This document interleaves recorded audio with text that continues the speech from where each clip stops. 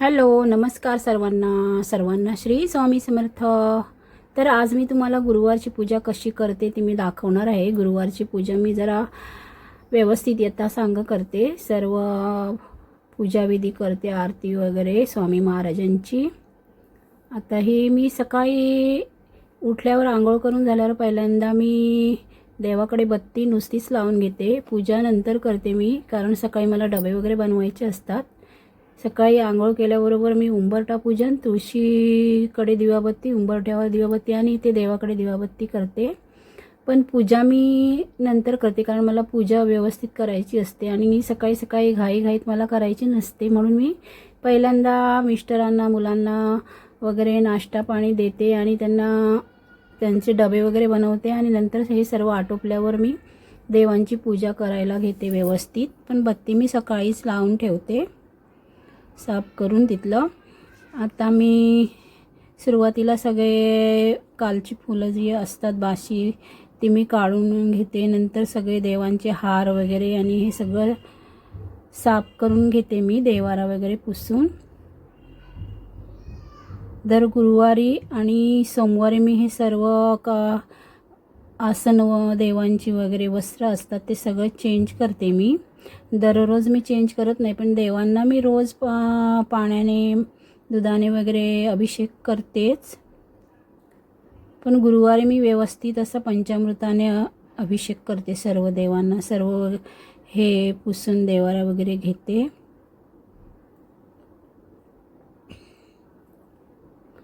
आणि नवीन वर्षाला मी हे देवांसाठी नवीन वस्त्र शिवलं आहे। आज गुरुवार असल्यामुळे मी नवीन वस्त्र घातलं आहे देवांना।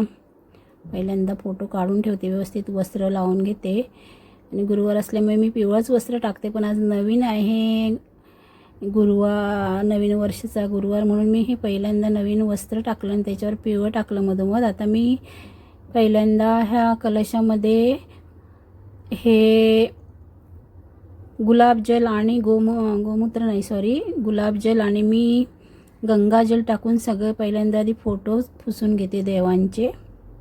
फोटोंची वगैरे पहिल्यांदा मी पूजा करते आणि नंतर मी देवांना आंघोळ घालते, मूर्तींना सर्व अभिषेक करून घेते। हा माझ्या कुलदेवतेचा फोटो आहे, कुलदेवी आईचा।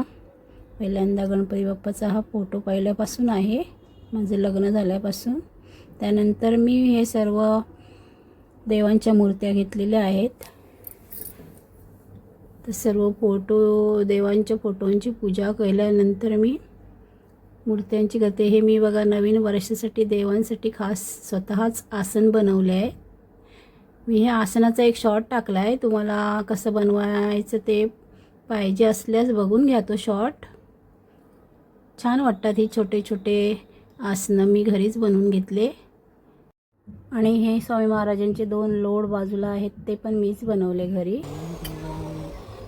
आता सर्वप्रथम मी श्री गणपती बाप्पांना अभिषेक करून घालून घेते पाण्याचा प्रथम आणि नंतर पंचामृताचा। मी पंचामृत ते सगळं एकत्र केलं आहे, दूध, दही, साखर, मध आणि तूप। त्यानंतर बाकीच्या सर्व देवांना मी अभिषेक करून घेते, लक्ष्मी मातेला, सर्व देवांना मी आंघोळ घालते, म्हणजे अभिषेक घालते देवांना। तर मी काल उजळून घेतलं आहे। दर बुधवारी किंवा आठवड्याने नाही केलं तरी मी 15 दिवसांनी किंवा सणासुदीला मी देव उजळवते। नेहमी सारखे नाही देव उजळायचे, पण गुरुवारी सगळीच घाई असते म्हणून मी बुधवारी शक्यतो देव उजळून घेते।